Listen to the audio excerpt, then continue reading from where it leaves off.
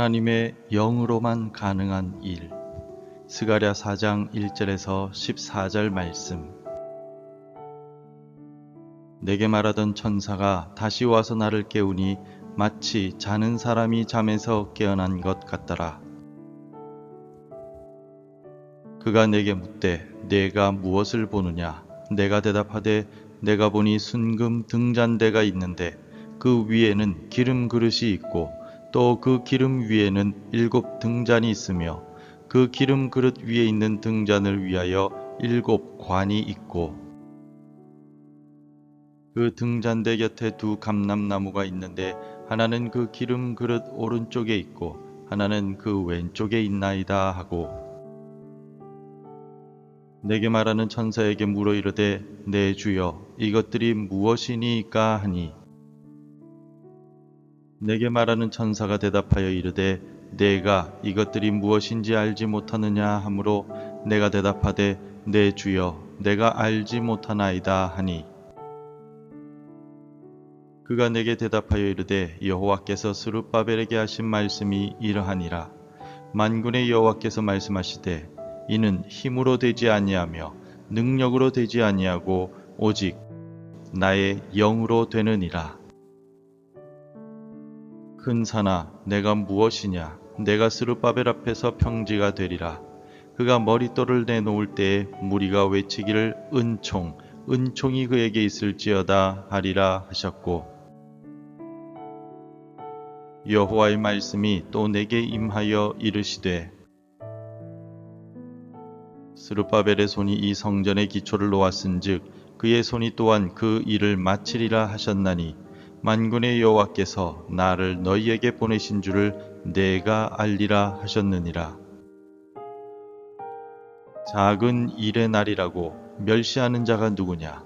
사람들이 스룹바벨의 손에 다림줄이 있음을 보고 기뻐하리라.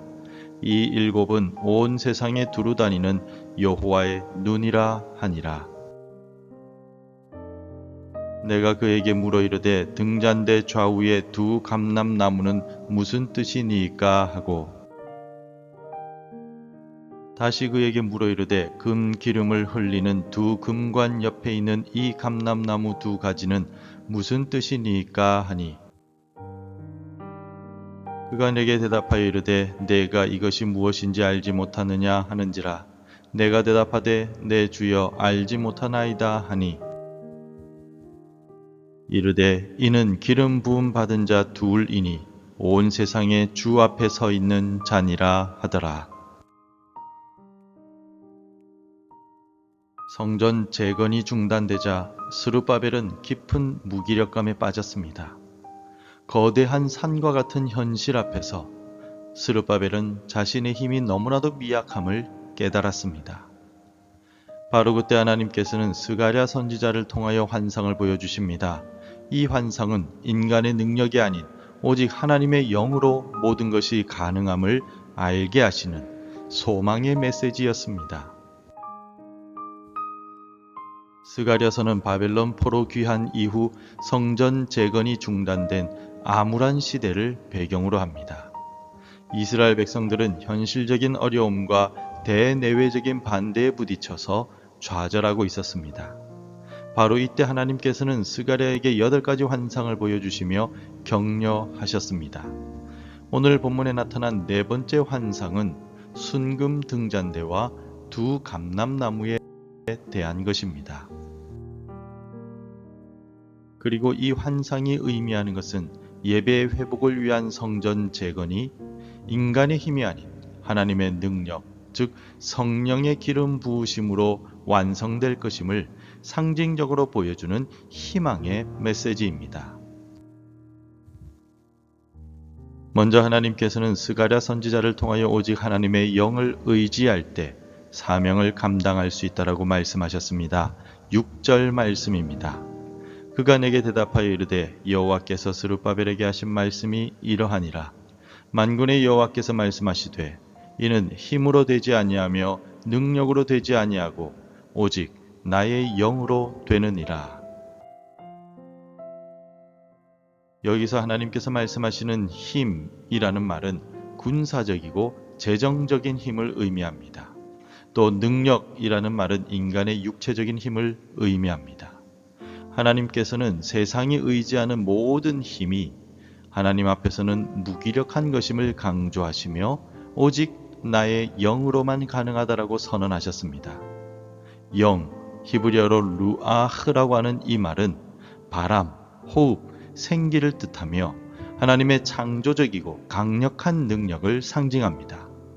마치 광야에서 길이 없고 물이 없던 이스라엘 백성을 하나님께서 구름 기둥과 불 기둥으로 인도하시고 반석에서 물을 내어 먹이신 능력의 사건들과 같습니다. 최근 우리나라도 경제 불안과 취업난으로 절망하는 청년들의 소식이 많이 들려옵니다.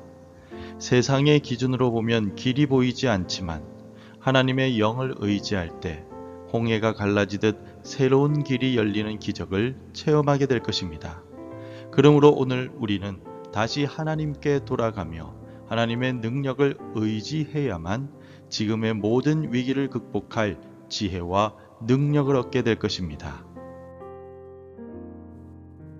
오직 하나님의 영으로만 현실의 어려움을 극복할 수 있다라고 말씀하신 하나님께서는 하나님의 은총을 또한 약속해 주셨습니다. 7절 말씀입니다. 큰 산아 내가 무엇이냐 내가 스룹바벨 앞에서 평지가 되리라. 그가 머릿돌을 내놓을 때에 무리가 외치기를 은총 은총이 그에게 있을지어다 하리라 하셨고 7절에 언급된 머릿돌 에벤 하로샤라고 하는 이 말은 건물의 기초가 되거나 완성을 상징하는 가장 중요한 돌을 의미합니다. 스룹바벨이 성전에 머릿돌을 놓을 때 백성들은 은총을 외칠 것이라 예언합니다. 여기에서 은총을 뜻하는 히브리어 헨이라는 말은 값없이 베푸시는 하나님의 은혜와 친절하심을 의미하는 헤세드라고 하는 단어와 동일한 의미를 가지고 있습니다.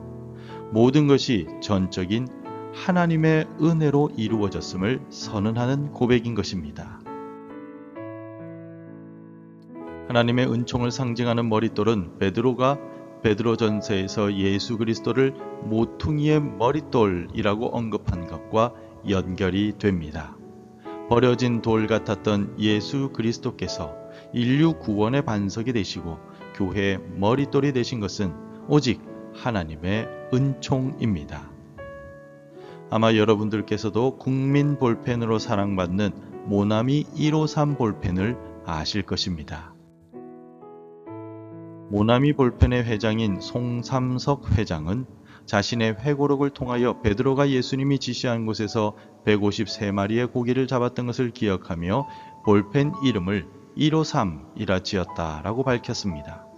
송삼석 회장은 모나미 회사의 성장은 모두 하나님의 은총이었다라고 고백하기도 하였습니다.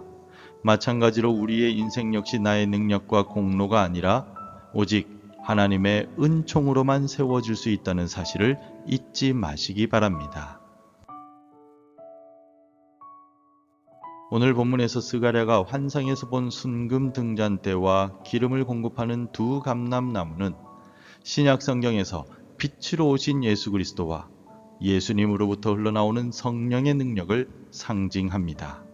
등잔에 불을 밝히는 기름이 계속해서 공급이 되듯이 예수 그리스도께서는 자신을 믿는 자들에게 보혜사 성령님을 한없이 부어주십니다. 특히 예수님께서는 나는 빛이라고 말씀하셨습니다. 요한복음 8장 12절 말씀에 예수께서 또 말씀하여 이르시되 나는 세상의 빛이니 나를 따르는 자는 어둠에 다니지 아니하고 생명의 빛을 얻으리라 라고 말씀하셨습니다. 세상의 힘과 능력으로는 결코 해결할 수 없는 죄와 사망의 문제, 곧 우리 앞을 가로막는 거대한 산은 오직 십자가에서 모든 것을 이루신 예수 그리스도의 보혈과 주께서 보내신 보혜사 성령님의 능력으로만 평지가 될 수 있습니다. 스룹바벨이 놓을 머릿돌이 궁극적으로 예수 그리스도를 가리키듯이 우리의 구원과 능력과 인생의 완성은 오직 구원의 머릿돌이 되신 예수 그리스도를 믿는 믿음 안에서 하나님의 은총으로만 가능함을 분명히 기억하시기 바랍니다. 사랑하는 성도 여러분, 우리 앞을 가로막는 거대한 산 앞에서 좌절하고 있습니까? 나의 힘과 능력이 아닌 오직 하나님의 영을 의지하십시오. 순금 등잔대에 빛을 밝히시는 성령의 기름 부으심이 오늘 우리와 함께 하십니다. 모든 것이 하나님의 은총임을 고백하며 나아갈 때 구원의 머릿돌이 되시는 예수 그리스도께서 우리의 삶을 친히 완성해 나가실 것입니다. 우리의 힘과 능력이 되시며 우리 삶을 은혜로 세워나가시는 예수 그리스도를 붙잡는 귀한 하루가 되시기를 바랍니다. 기도하겠습니다. 전능하신 하나님, 우리의 힘과 능력이 아닌 오직 주의 영을 의지하게 하옵소서. 우리 앞을 가로막는 태산 같은 문제들이 주님의 은총 앞에서 평지가 되게 하시고 머릿돌이 되신 예수 그리스도 안에서 우리의 삶이 온전히 세워져 가게 하옵소서. 예수님의 이름으로 기도드립니다. 아멘. 계속해서 함께 기도해 주시기 바랍니다. 나의 힘이 아닌 오직 성령의 능력을 의지하게 하소서. 우리 앞의 모든 장애물이 주님의 은혜로 평지가 되게 하소서. 머릿돌 대신 예수님만 믿고 삶을 세워가게 하옵소서. 매일 하나님의 말씀으로 하루를 시작하는 은혜를 주옵소서. 오늘도 말씀대로 살아가며 열매 맺는 하루가 되시기를 축복합니다.